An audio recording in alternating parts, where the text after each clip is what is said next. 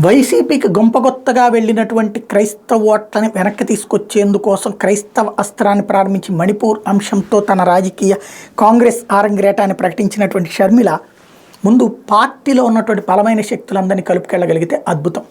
ఒక రఘువీరారెడ్డి, ఒక శంకర పద్మశ్రీ, లేకపోతే అటు పక్కన పల్లం రాజు, కొప్పుల రాజు, ఆంధ్రప్రదేశ్ నుంచి బలమైన హర్షవర్ధన్, ఇట్లాంటి వాళ్ళందరూ తులసిరెడ్డి, ఇట్లాంటి వాళ్ళందరినీ కలుపుకుని వెళ్ళగలిగితే కాంగ్రెస్ పార్టీకి సంబంధించి అంటే వాళ్ళకి పోల్ మేనేజ్మెంట్ తెలుసు, డబ్బు ఉన్నటువంటి వాళ్ళే, అదే సందర్భంలో పేరున్నటువంటి వాళ్ళే. తెలుగుదేశం కాంగ్రెస్ రాజకీయాల మధ్య, ఇదే తెలుగుదేశం వైసీపీ రాజకీయాల మధ్య 10 ఏళ్ళుగా నలిగిపోయినటువంటి వాళ్ళు. గతంలో కాంగ్రెస్ ఇదే వైసీపీకో తెలుగుదేశానికి వెళ్ళిపోగా మిగిలినటువంటి వాళ్ళు కొంతమంది అలాంటి బలమైన శక్తులు ఉన్నారు.